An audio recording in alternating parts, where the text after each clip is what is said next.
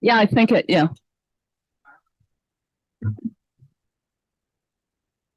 Welcome to the Rotary Club of Coronado. We actually have a lot to do today, so we're starting a little early. And then, please refrain from using the facility Wi-Fi here, because we need all of that for our tech equipment. So I want to welcome all of our guests and all of our members today, and all of our guests and members that are joining us on Zoom. So to start for inspirational invocation and pledge, I didn't see Michelle Gilmore. Is she here? Oh, there she is. That's why I didn't see you. You had a hat on. All right. So if everybody would please rise, please.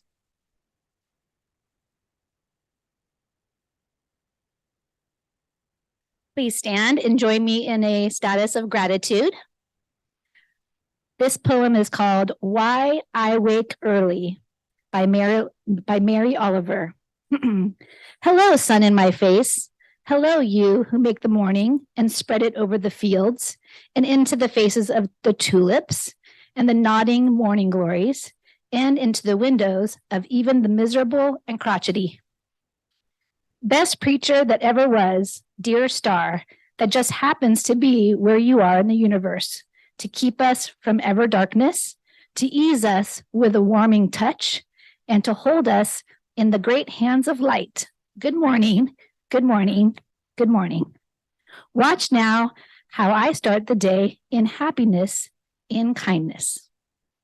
Please join me for the pledge.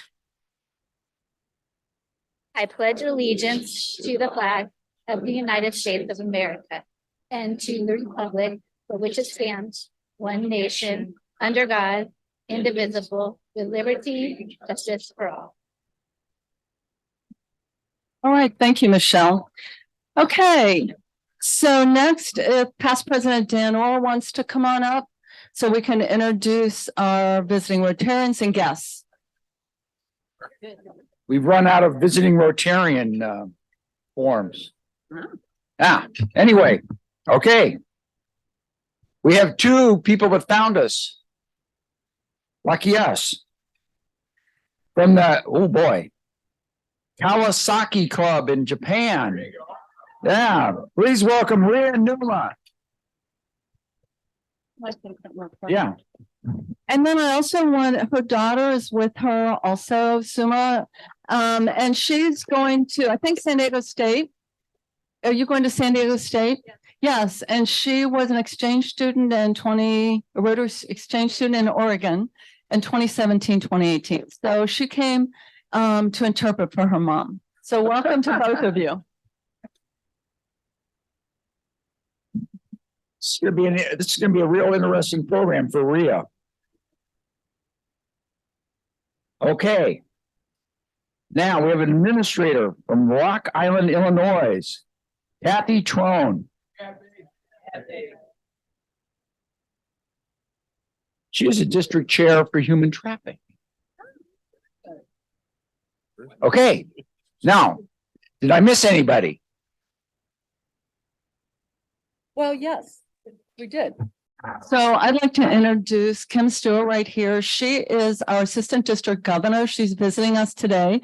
And we're area 2 in our district, which is 4 of the larger clubs. Our club, Downtown Breakfast Club, Club 33, San Diego Club, the big club, and Point Loma.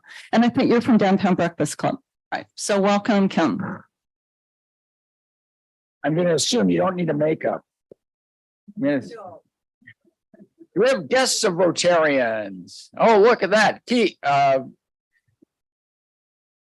Go, Tom Mitchell.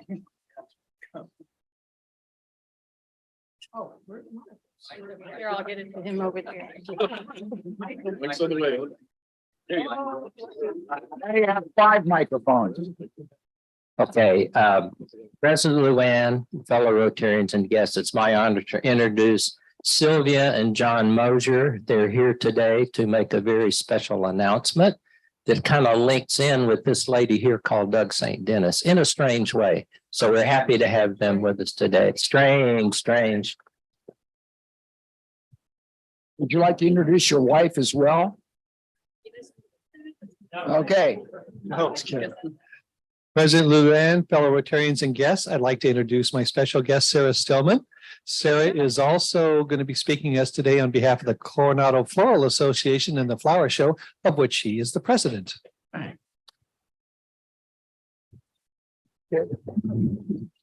President Luann, Mike. President Luann, fellow Rotarians and guests, I'd like to introduce my special guest, our city manager, Tina Friend. Thank you. Not themed. As somebody mistakenly wrote in the Coronado.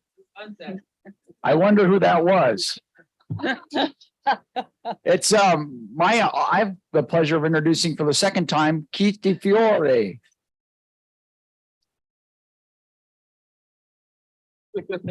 Then I've got. Okay, And then I want to introduce special guest John Jacobson right here. And hopefully next week he'll be inducted.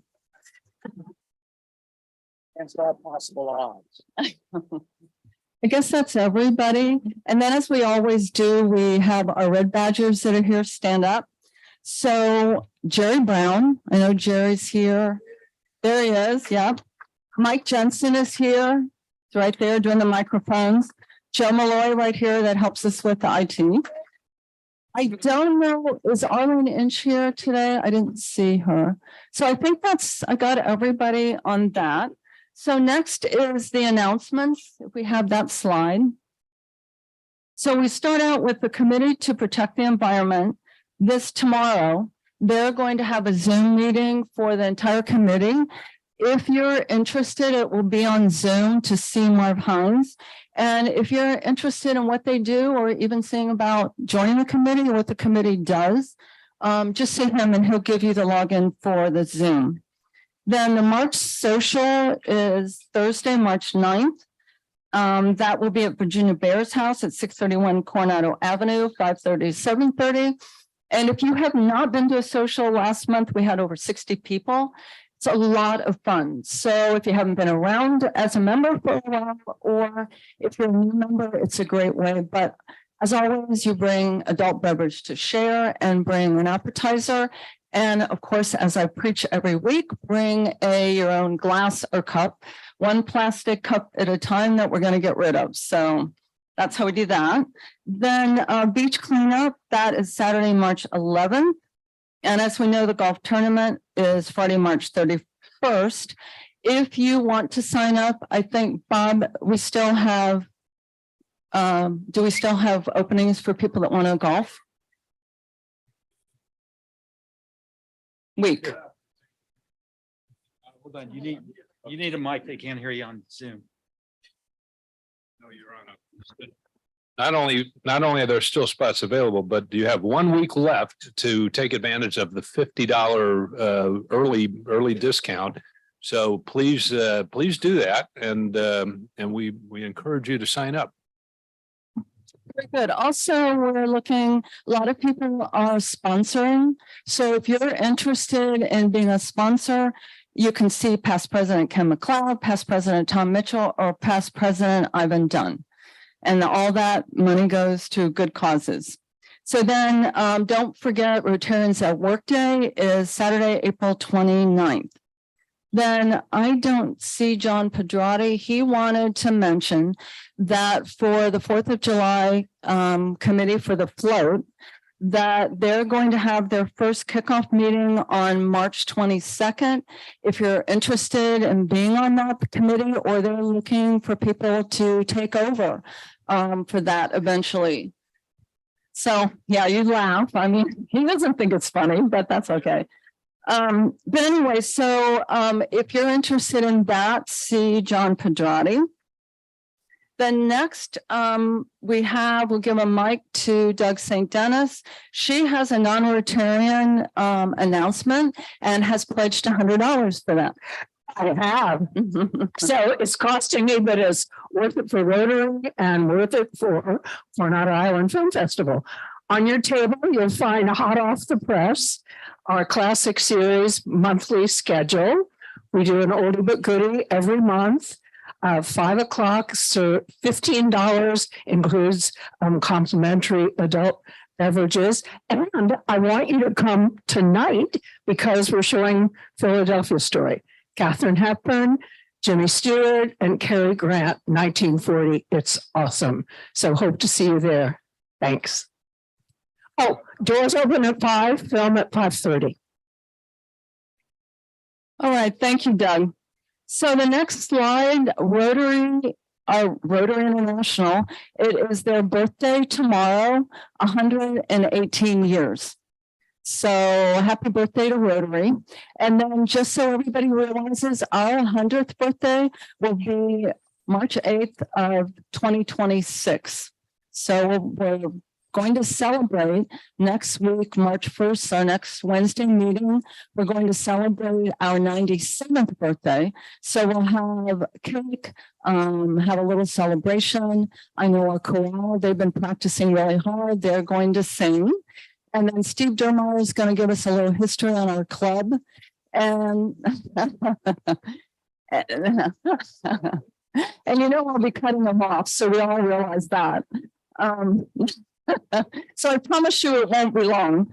Then also, Susan Manuel wanted me to know that the chorale is going to dress in like 1920s. So if you have the urge next weekend you're coming, wear a bow, I don't know, feather in your hat and whatever, but it'll be fun. It'll be good for picture taking. So if you want to do that, go for it. Oh, there you go. Yeah, that's true.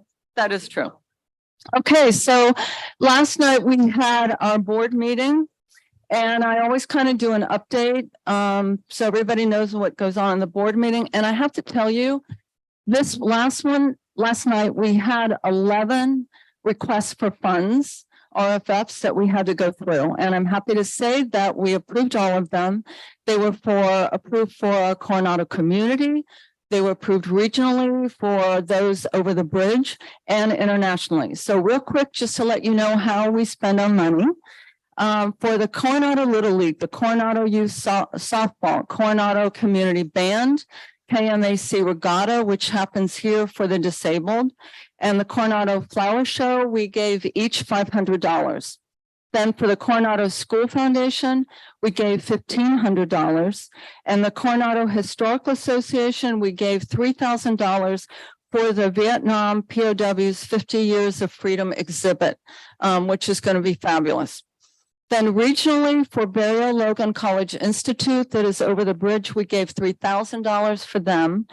And then internationally for the Uganda Maternal and Health Care for the hospitals there, we gave $2,000.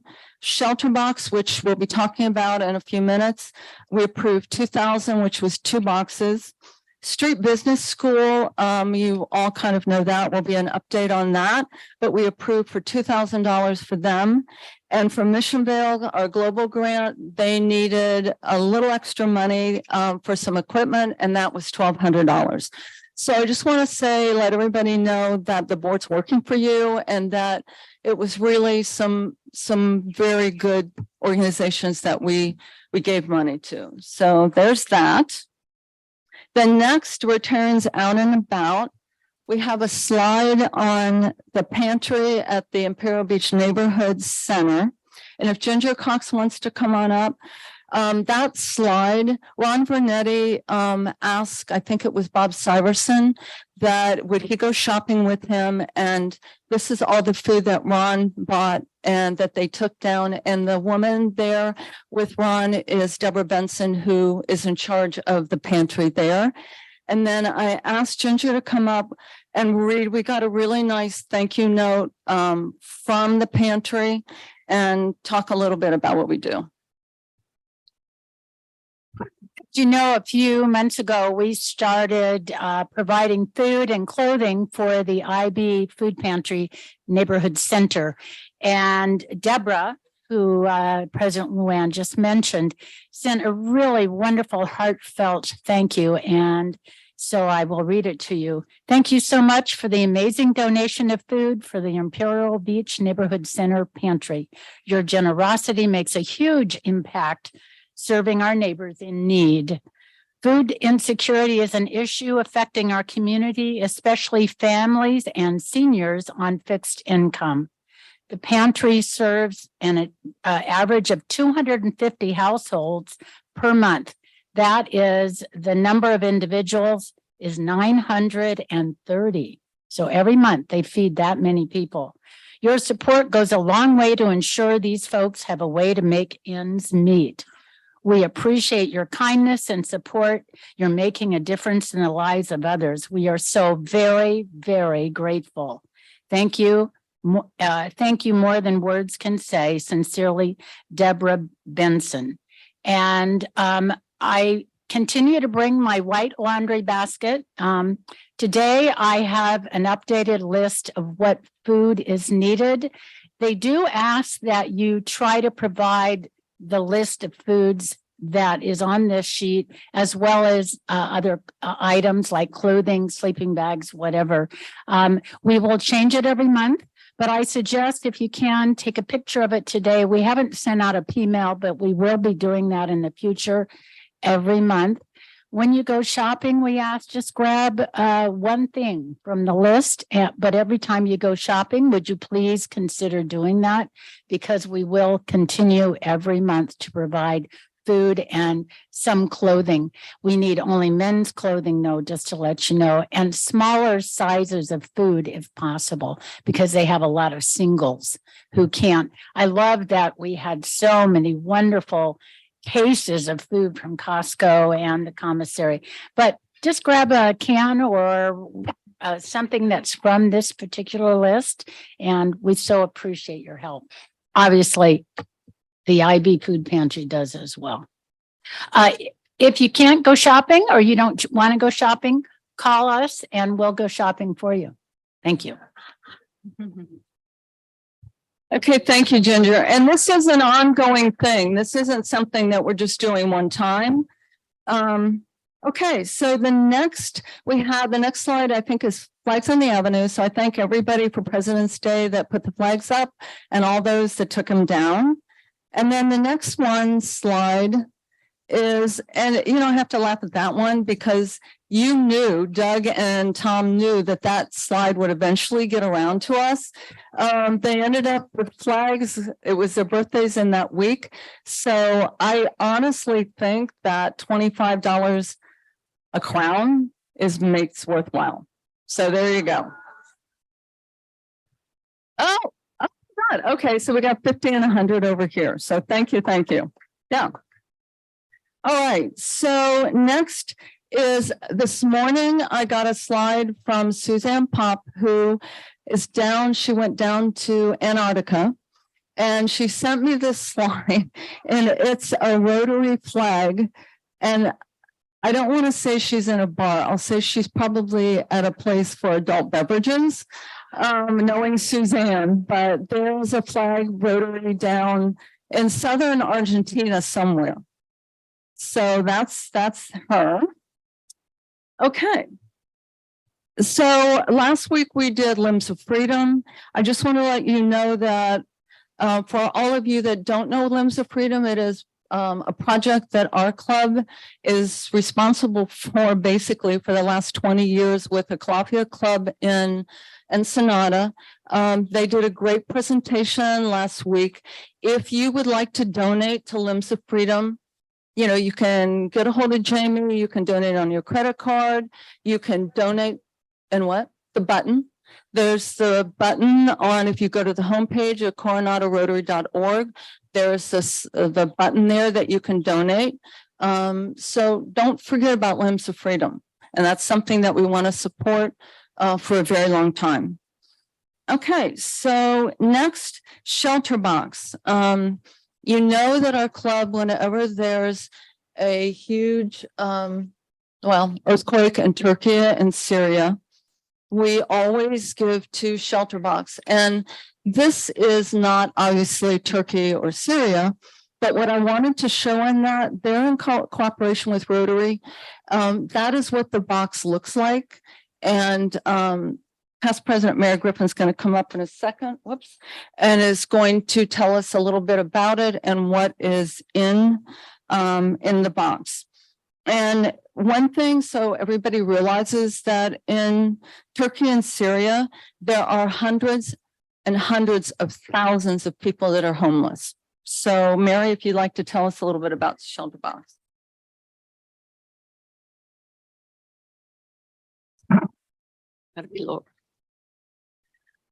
Rotary and Shelter Box have been partners for the 23 years that Shelter Box has been around. They, what Shelter Boxes does is provide immediate support for the individual families that have survived these two devastating earthquakes in Turkey and in Syria. And what this does is provide this immediate support and waiting for the international support that takes quite a while to go through the customs and all that. So it's very, very important that we can get things there in a hurry. Shelter Box has 5 different warehouses around the world. They have one in Belgium, Dubai, Malaysia, Panama, and the Philippines that are stocked with their shelter boxes. So when a disaster happens, they can just get it shipped out immediately.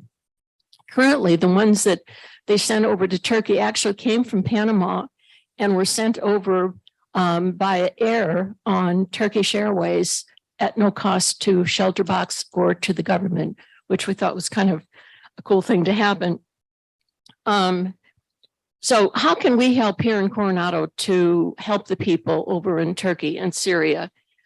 We can provide funds for restocking these shelter boxes because they have to have them ready to go in the warehouses. So although we now have shelter boxes en route, we also have Rotarians on the ground over in Turkey and in Syria, assisting with the devastation there. And what is in a shelter box and what does it cost? That shelter box, oops, it's gone. That shelter box consists of a family-sized tent. They're huge. They have cooking utensils, solar lights, tools that they may need to rebuild, saws, shovels, things like that. They have water filtration kits. They have mosquito nets and blankets. They even have special kits that they have ready to go for special needs for like the sleeping cots, portable sleeping cots, and for tarps for in the rain. The cost of one of these shelter boxes, as President Luann has already told us, it's $1,000 per box. Our club has already committed the $2,000 for 2 of these boxes. But if you want to, donate something less than that, we'll just put it all together and then send over the check to Shelter Box, and they'll take care of the rest, shipping them, etc. Thank you. Okay. Okay, so what I wanted to do is Jamie kind of gave me this to read so people kind of understand. If you donate to Shelter Box, to the golf tournament, to Low Tide Ride and Stride, to Limbs of Freedom, we had 2 weeks ago, we had 20 people that got Paul Harris awards, and we have club recognition points. And how that works is that RI, Rotary International, has a formula based on our clubs giving to the Rotary Foundation, and they reward us with club recognition points. We are able to use these points at our discretion. Our club uses them as an incentive for our members' support of designated local fundraisers by matching donations between $250 and $1,000 with equal number of club recognition points. Those get deposited into each individual's Paul Harris account. And then when these points accumulate like cash to achieve Paul Harris fellowships.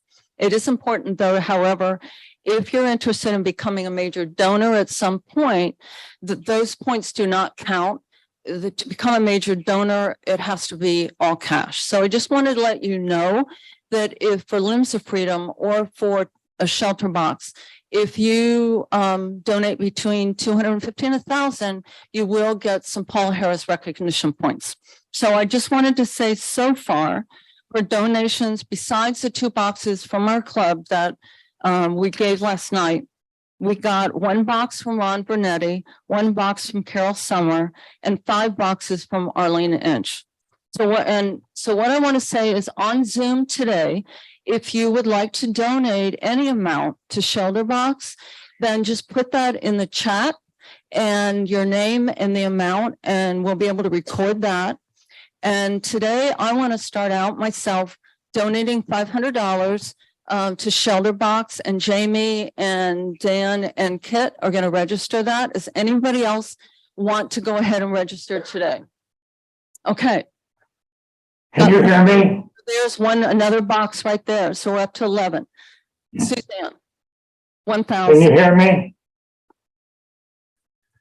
Oh, Jerry Winter. How are you feeling? I know Jerry wasn't feeling too good. Yeah. Can you hear me now? I can hear you.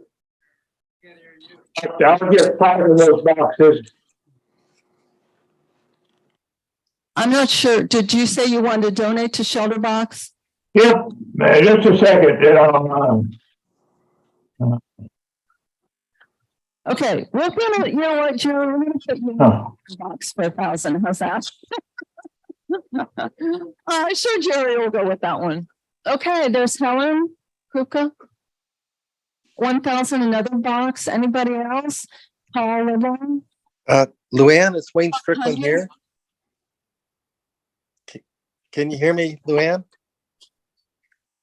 Oh, Wayne Strickland. Yeah, Wayne Strickland. I'll donate $1,000 to Limbs of Freedom and another $1,000 to Shelter Box. Thank you so much. Wow. Okay, so if you decide you can do 50 also, and 4 people at a table can make 1 box. But if you decide after the fact, there's also a button, just like with Limbs of Freedom. There's also a button on the homepage you can donate. I think today, Jamie, if you have a credit card today, she can swipe it if after the fact, after the meeting. So just remember how important all these are. So next, I think we have the Coronado Flower Show. Sarah Stillman, if she'd like to come up and tell us a little bit about it. While she's coming up, I'll just say that we've had a lot of donations on the chat.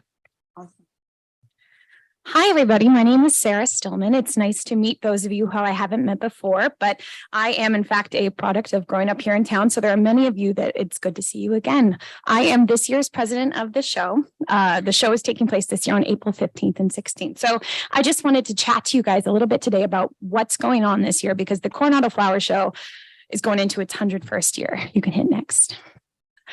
One thing that many people don't know is that as we approached our 100th year, gosh, it would be about a year and a couple months ago, there was a lot of discussion about whether or not the CFA would survive past its 100th year, which was a wild thought to me. I've been involved on the board since 2016.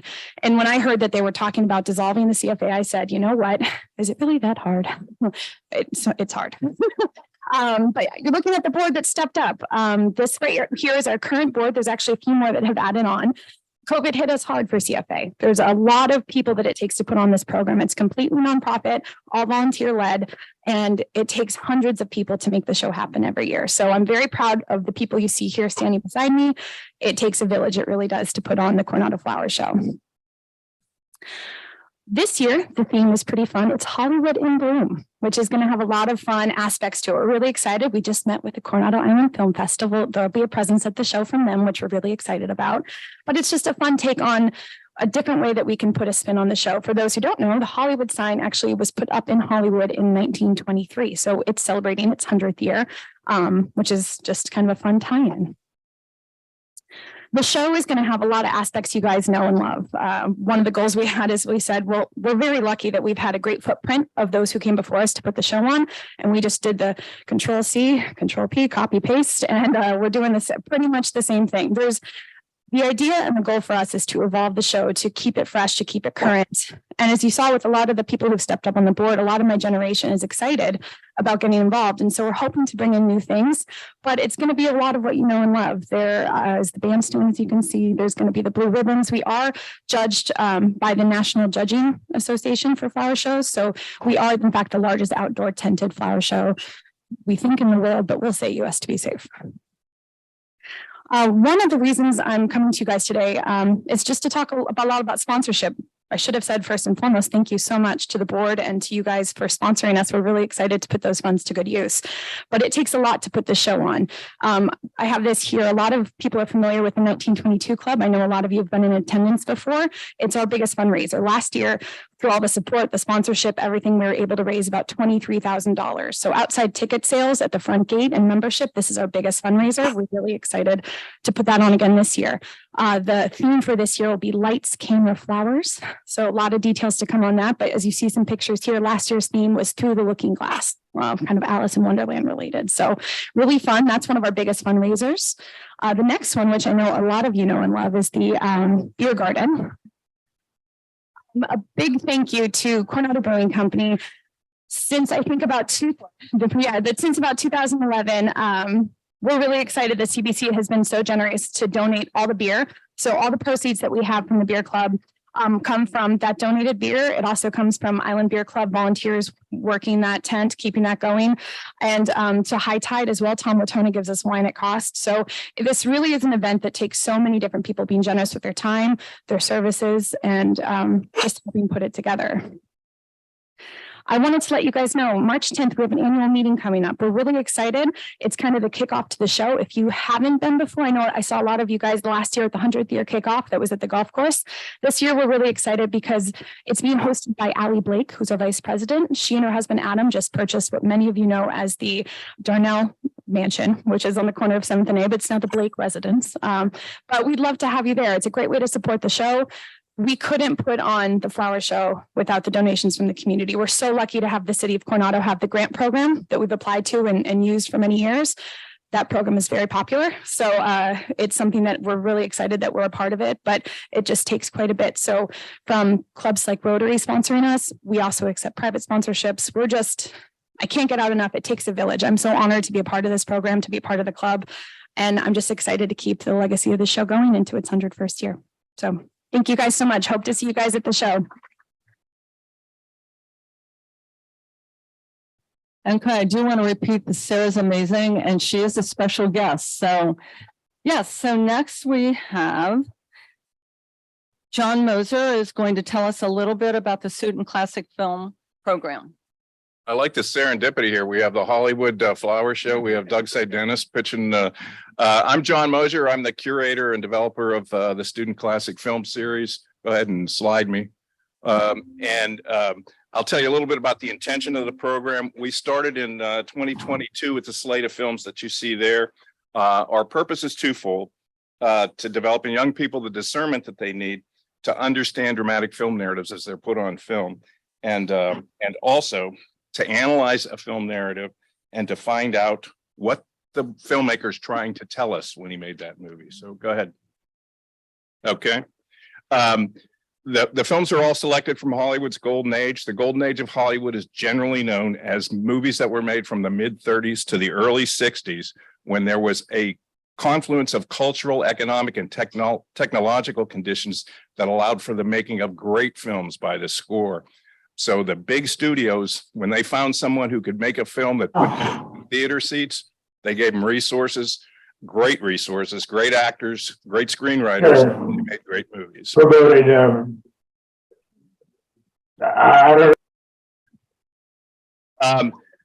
want to give you one example from last year. We started last year. 12 Angry Men was one of the best received films we had last year. And the way we use the films is, go ahead and slide me. When the young people come in, they get a handout that gives a little bit of background on the filmmaker, the screenwriter, and how the film was made. And then go ahead, slide me again. One more. The handout will also have some information that'll prompt the discussion afterwards. So for 12 Angry Men, we had great student discussion on the right of Americans to have trials by jury. You would be shocked at how wonderfully these kids engaged on that question. And we go over the amendment in the Constitution. It's a teaching tool. So go ahead, slide me again. So last year we were kind of heavily dramatic through most of the series, and we tried to end on a lighter note. We did Roman Holiday, which I know Doug loves. And the kids were equally as engaged in the discussion of Roman holiday and the issues it brought up in the relationships between men and women as they ever were for any of the dramatic series. So one of our lessons learned this year, we're going to add some more comedic content. So go ahead and slide me. This is our schedule for this year. I'll go through the films one at a time so you don't have to stare too much. But the two big changes we made this year, last year, our first season was in the Village Theater. The only time we could get in was Saturday mornings. That proved problematic to get young people because sports, family things. So the two changes we made this year, we're moving the venue to the library, the Coronado Library Win Room. That allows us to do it free. It also allows it to do us on Sundays, move to Sundays in the afternoon from 1 to 3:30, which is hopefully a more friendly time to get young people into the program. Go ahead. We're going to open up this Sunday with a quintessential romantic comedy, The Shop Around the Corner. I don't know if any of you have seen it, but we try to begin the program with a film that is so well made that we can show young people how filmmakers craft a perfect film. This is about a perfect romantic comedy starring Jimmy Stewart and Margaret Sullivan. It still shows in first run theaters during Christmas, and that's kind of a testament to a film that was made in 1940. So tag me there. So this is the handout. I have copies of the handouts for these films with me that I'll be happy to share with anybody afterwards, and I'll stay for questions. Anybody has questions, go ahead. I'm trying to stay within my 5 minutes. I also have copies of our student guide for 2023 and our schedule that you can take with you if you have an interest. I blame it on Tom because he made the mistake of telling the guy who served for 15 years on a 3-star staff that, hey, do you have a PowerPoint? Yeah, so we can blame Tom. In March, go ahead, slide me. In March, we're going to do 2 films about heroism. Shane, which I'm sure many of you have seen, and slide me again. And a great movie that is not often screened lately is the 1935 MGM version of Tale of Two Cities with a fabulous performance by Ronald Colman as Sidney Carton, Dickens' misanthropic hero. So go ahead, slide me. In April, we're going to look at 2 films that both address the question of how lies, rumors, gossip, and innuendo can ruin lives in 2 really different genres. The first film is a very underappreciated classic by Joe Mankiewicz, starring Cary Grant and Gene Crane. People Will Talk, and slide me again. The second is Johnny Belinda. I don't know if anyone's ever seen Johnny Belinda, but it's Jean Nougulesco's. It's significant historically because it's the first time a Hollywood film had ever taken on the issue of rape in a film, which they stayed away from because of the production code. Jane Wyman won the Oscar for this film without ever speaking a word throughout the entire film. She plays a deaf-mute rape victim. It's a wonderful, wonderful story. And see, slide me again. In May, we're going to introduce, we tried to introduce some more comedic content. We're going to introduce the young people to a satiric film, Preston Sturges, Sullivan's Travels. If you've never seen it, he skewers every sacred cow in Hollywood again and again. It's a hilarious motion picture. And then one more slide. We'll wind up on the Memorial Day weekend with the best years of our lives. One more slide. Our turnabout is fair play rating system for this is no one over 18 will be admitted unless accompanied by a minor, because we're trying to get what we're trying to do is engage young people in this cultural treasure that we have. And the last thing we want is a room full of people yakking about what they know about films. We want the young people to be engaged. So we're happy to accommodate adults who bring a minor to share this experience with, but we try to otherwise keep the adults out. One more slide. Okay. Anyway, that's it. And I'll be after. Thank you. And I just want to note too that non-Rotarian announcements. So Tom Mitchell's graciously going to pay the fine for that. So real quick, on the Coronado or the Eagle Journal. Today, you'll see a whole full page ad on our golf tournament. And thank you for Kit Williams and Brittany Teeter for doing this. They did a really good job. So on that, real quick on our Coronado Rotary Thank You Board, if you just take a quick look, you know, for speaker gifts this year, we gave books to both elementary schools for their second or fourth grader assessment. So in Strand Elementary, the one class did a bunch of thank you notes, and you have to go look at those because they're pretty funny. One last thing before we bring John Duncan up for a speaker, we were supposed to have the speech contest this week.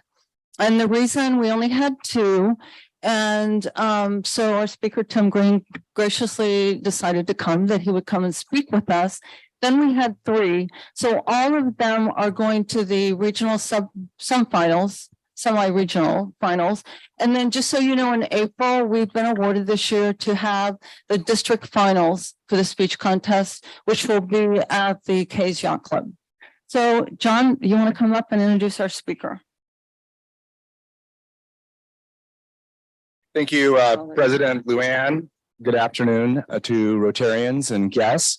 It's my pleasure today to introduce our speaker, Tim Farmer, not Green, no offense, Luann. And Tim is relatively new to the city. He joined as our recreation and golf director in October, but he's not relatively new to this area of representing cities. He has vast experience, having done it for multiple cities in the San Diego region, including coming to us from the city of Chula Vista, where he was the Parks and Recreation Administrator. One thing that really struck me when reviewing Tim's bio is that he's been doing this for 26 years, which is the same amount of time I've been practicing law. So I've decided to no longer recommend to my children to practice law, but instead to go into Parks and Recreation because he looks a lot younger than I do. And then finally, I'm very happy that he is speaking today because in my role as a new city council member, I've had to meet with all the department heads. And the last one I need to meet with is Tim. And I'm hoping he does a great presentation today, so I don't need to meet with him.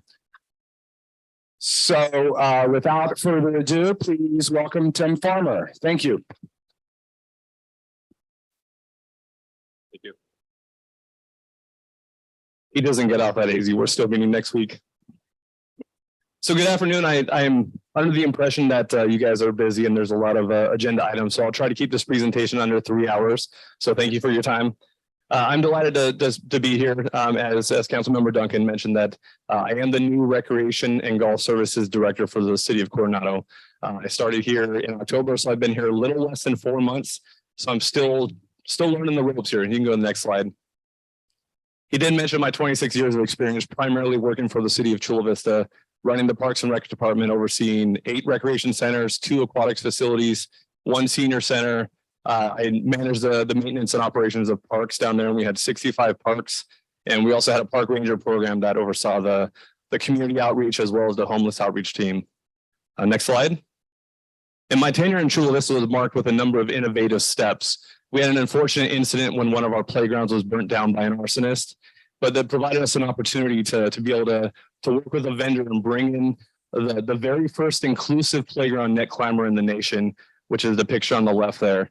I also worked with a local nonprofit organization and a skate shop, and we upgraded our skate park, provided some street elements, and put in a mural on the back wall. And we had the very first high school team skate competition in the region, which hosted 9 high school teams. On the right, I partnered with this local. This is a new sport, kind of relatively under the radar, called pickleball. So I met with a local group there, and we worked with extensive community outreach, and we were able to convert 2 underutilized tennis courts into the first dedicated pickleball courts in the South Bay. So those are all things that I've done in the past with innovation. I also worked with a council member to create the very first off-leash, no-fence dog park in Chula Vista, which for us in our city was revolutionary. Only to come here to Coronado and find one right down the street at Case Park that's been there for years. So innovation sometimes is frowned upon in city government because it takes some risk. And sometimes the city attorney's office doesn't like you to take risk. So all these projects involved a lot of conversation with them to alleviate their concerns. But I believe as a city government, we should be most responsive to the community's needs by looking at ways that we can take calculated risks to really benefit the community. Next slide. So why recreation?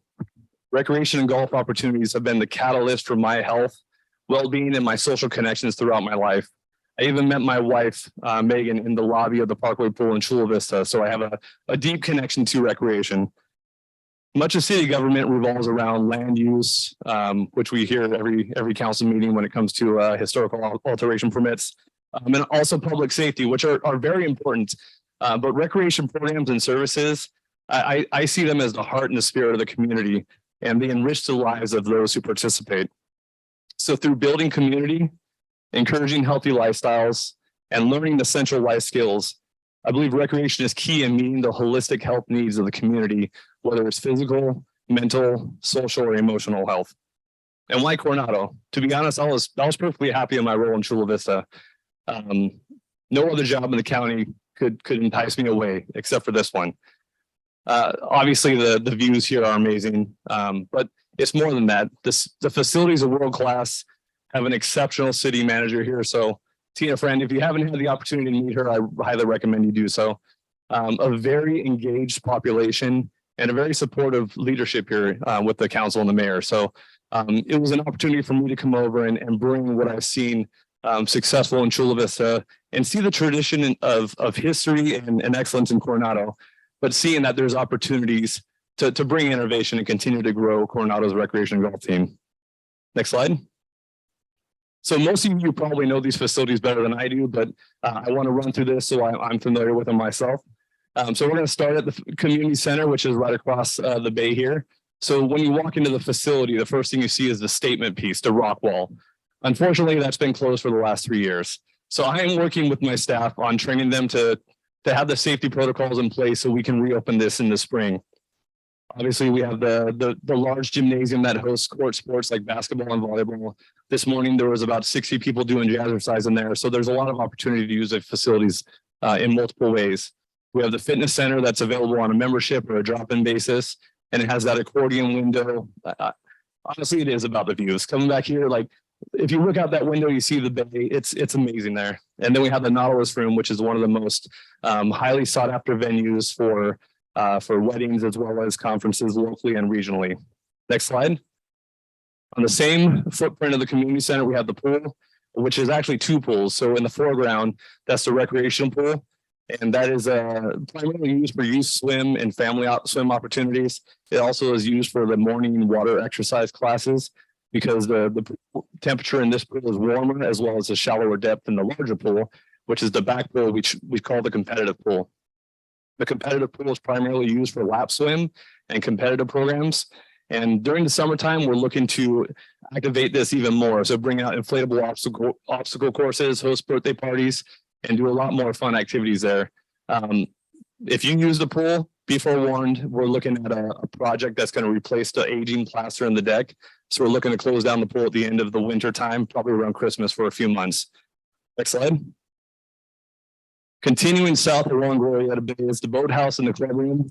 And the boathouse serves as a facility for the residents to store their paddle boards, kayaks, rowing shells, and they can take them out on the bay. We also rent those. We don't rent the residents vessels, but we do have some rental vessels that people can take along the bay. Obviously, we don't send them out on days like today because they might blow across the national city and not have a way back. So that's the boathouse, and adjacent to the boathouse, which is this picture right here, is the club room, which I think is one of the nicest facilities in our inventory. It hosts about 75 people. And when I was putting together this presentation, my 16-year-old son walked by and his eyes lit up. He's like, I want to have a party there. All right, next slide. Okay.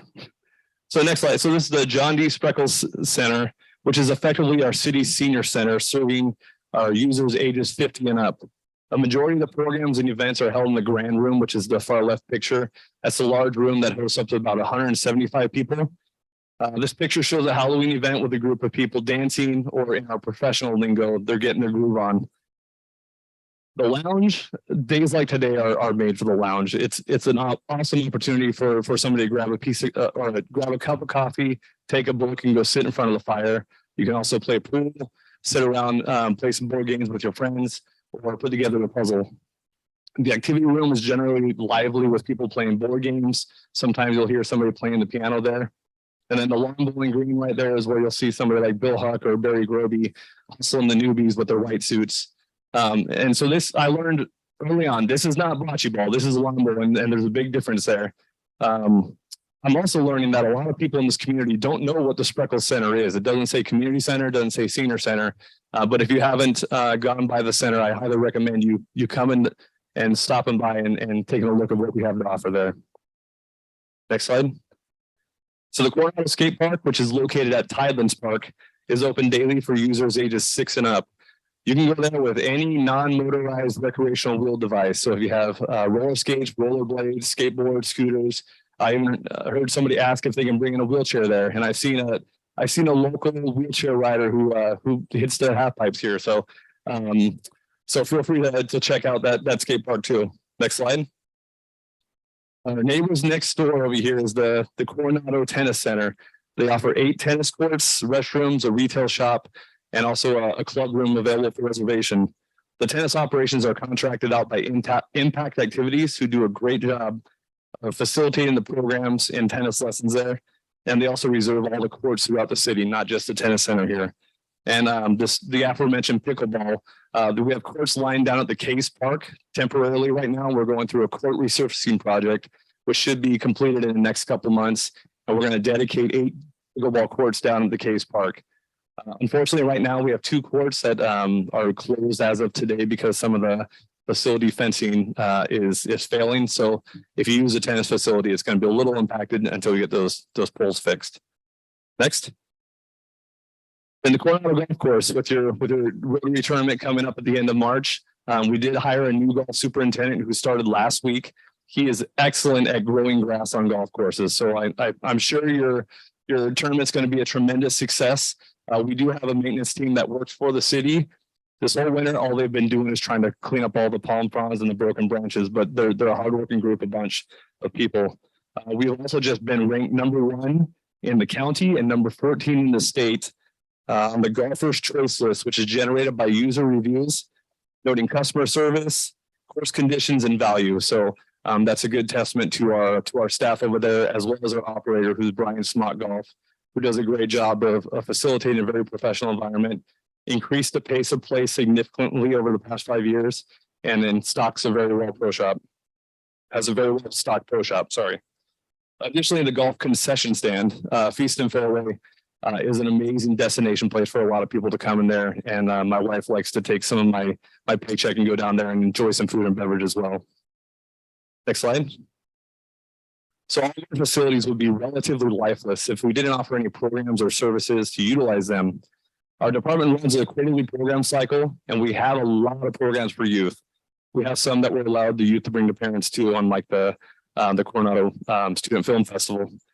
We have preschool programs, cooking classes, art instruction, and dancing and jump rope programs. We also host holiday events like Breakfast with Santa, Breakfast with the Easter Bunny, and Halloween happening in Spreckles Park. We have surf and soccer clinics at the beaches and in the parks, and we have swim lessons for just about every age. For seniors, we have board games and board game lessons in groups, field trips, nature walks, medical presentations, and we partner with the Coronado Senior Association for bingo and bunko nights. The Impact Activities offers group clinics and private lessons for youth and adults in tennis. And then at the golf course, we offer men's and women's clinics and youth lessons in camps. On our website, we have an online brochure that shows all the programs that we offer each session, and we continue to add programs throughout the year. Next slide. So while our department does not maintain the parks and beaches, we do program them, and we work in close partnership with the fire department at the beaches and the public services department in the parks to ensure that our facilities are well maintained and safe for the community. Next slide. All right, so here's why I was most excited to come and present to you, because I wanted to talk about what's next for recreation and golf in Coronado. Since the pandemic, recreation program offerings have decreased significantly, and the pandemic shutdowns forced most communities to really focus on outdoor activation and health and wellness programs. But I think our department has not kept up with the demand or with the trends of the community. So we're looking to expand our programming at the beaches, in the parks, and also offer more adult fitness programs. Additionally, with increased isolation for social awareness, especially with the more vulnerable senior population, community building and connections are becoming more and more important. So we are evaluating those hours of operation at the Spreckle Center and looking at adding additional weekend hours and weekend times to better serve the community. I've also heard from more than a handful of people that our community center and just our department in general has lost a communal feel of recreation. And that's primarily because most of our programs are now offered by contract instructors only. Although our contract instructors do an amazing job, they serve a specialized purpose. So we're looking to increase our more community building type programs like after school hours, as well as our summer camps that are facilitated by recreation staff. And so to meet those needs, we're looking to build up to what was once the cream of the crop camp program called Camp Coronado. And we're also looking to expand our program offerings to the teenage population, which is generally the hardest population to program for. So I've challenged my staff to come up with an after school program to engage students at Spreckles Park, since it's right down the street from the schools. And it also hopefully will reduce the impact of the non-paying customers at Starbucks and Panera that hang out there in the afternoons. And with the increased expectation for programs come an increased demand for staffing. All the temporary and seasonal staffing that we had were let go at the height of the pandemic back in 2020, and many of them have not returned. So we're on the prowl right now trying to find bodies to fill the roles to facilitate all these programs. We're currently hiring for all of our classifications and part-time, whether it's recreation assistant, leader, specialist, lifeguards, or aquatics instructors. So if you know anybody, or if you want a gig, part-time gig, come talk to me. I'd love to have you. And we do have a new registration and reservation system that we're coming online in July. This is important because if you use our current system, you understand we need something new. It'll allow greater access to view all the program details and also show you what the facility availability is. And you can do it without having to call staff. If you want to call staff, we'll gladly help you, but you won't have to. You can find all that information online. And that should be online in July, and we'll push out a lot of information to the community so you're ready for it. We're also going to be re-implementing our scholarship program, which is for participants who do not have the means to pay full price for vital recreation programs, such as our summer camps and our swim lessons, which are a life-saving skill. So as we look to build that program up, if you'd like more information, please reach out to me as well. Then community engagement. First off, I want to hear from the community. I'm new here. I need to meet everybody here and find out what the community needs. If you use our facilities, if you and your family use our programs, and if not, then why? So I'm trying to understand about how the Coronado Recreation and Golf Services can meet the needs of the community. We also have several opportunities upcoming to provide input on recreation and golf services through projects. We're working on a fee study, and we'll be surveying the community on program priorities and cost thresholds. And I encourage you to participate if you were invited. Everybody loves a fee increase, right? We're also in the process of revisiting the Case Park Master Plan. The city hired a new consultant who will be conducting community meetings and surveys to ensure the needs of the Coronado as a whole are identified and considered in the proposed designs that are going to be putting together. So please keep an eye out for those opportunities, and this really exciting opportunity to take a great park and make it even better. And lastly, the city is still interested in pursuing an alternative water source for the golf course, because complete reliance on potable water to irrigate the course is not sustainable. We're currently reviewing federal programs to hopefully help fund the planning and design and hopefully eventually the construction of a facility. But I anticipate there will be plenty of additional hurdles along the process. And so with that, next slide. Thank you for your time, and I'm available. I kept it under 3 hours, so. If we have any questions for Tim, if we can get the microphones up for that. Oh, I'm sorry. I've got one. During the pandemic, the out and about program for seniors was dissolved. Do you have any idea if that's going to come back? That was a great program. Can you tell me a little bit about that program? We had volunteer drivers. My husband was one. I know a couple of Rotarians were drivers to take seniors around that are, not able to drive. I think it was maybe through Sandag, but it was a great local. It was through the senior center too. Okay, I'm not aware of that program. I've heard it before. I don't know the details or how it was funded or how it was operated, but I'll definitely look into that. Thanks. Thank you.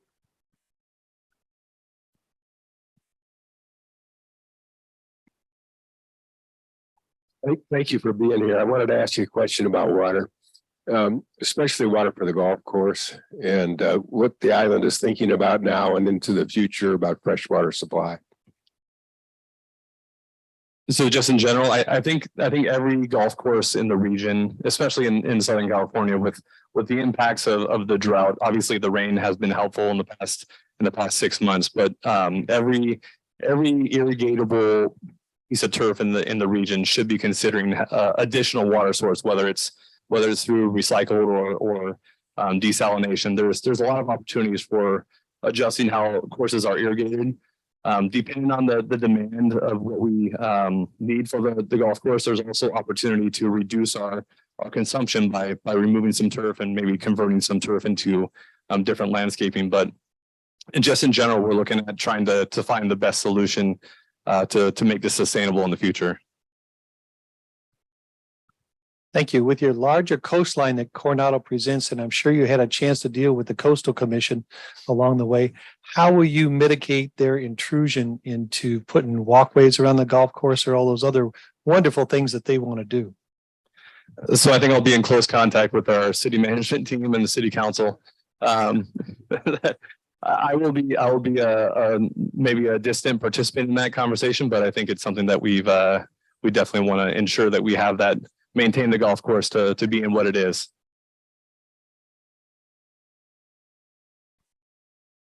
What's the status of the recycle plant that was going to go onto the golf course? I thought that was a go.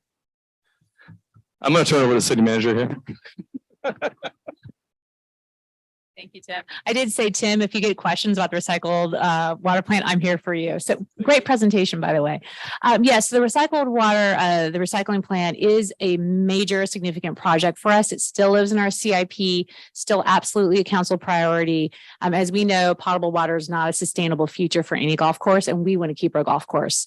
So last year, about when I came on board about a year ago, we had bids out to actually build a facility. It turns out, just with the bidding environment, the pandemic, they came in 2 to 3x our engineer's estimate. So it was far beyond what we could afford and we're planning on budgeting. So we had to reject those bids and take a step back. But we have not let go of that project. So right now, as Tim had referenced, we are looking for other sources of funding. There's a lot of interest at the federal and state level for these climate resilience projects to reduce the use of fresh water on golf courses. So we're looking for funding. We're looking again in our engineering and our plans. We're looking at the project as a whole because it contained not only the plant, but also turf replenishment, looking at the irrigation system throughout the course, which needs attention, as our new superintendent is advising us more and more on, as well as some of our maintenance facilities. If you're along Glorietta and you look at our turf shed there, it's in the worst condition. It's our most failing infrastructure out of all of our facilities. So we had a bundled package. So there was a lot of complex components of it. Also, the golf course, if you didn't know, 90% of it is on port tidelands. So it's not actually ours. We lease it from the port. Our dear friends at the Port District. So, and that lease, I think there's about 11 years left on that. We also have the Coastal Commission, which was referenced, and we have other wonderful regulatory bodies that we get to dance with in this project. So suffice to say, it's incredibly complicated. We have renewed energy into this project. I was just speaking with our public services director, Leon First. If you haven't had him, you should invite him. He's great to work on this. And so council members, you can expect we're going to be talking a lot more about this in the coming months. So thank you for the question. Stay tuned, but still know that this is still very high priority for us. And it will take us a little bit to unpack it, but it's a goal we definitely need to hit for the sustainability of our course. Thank you. Any other questions at all? All right. Thank you. Well, thank you, Tim. I really appreciate it. And then next week, we're going to be right back here again. And actually, it's going to be the Lacrosse World Championships will be coming to San Diego, and they have a representative from that organization that's going to tell us all about that. So we're good. Everybody have a great Rotary week.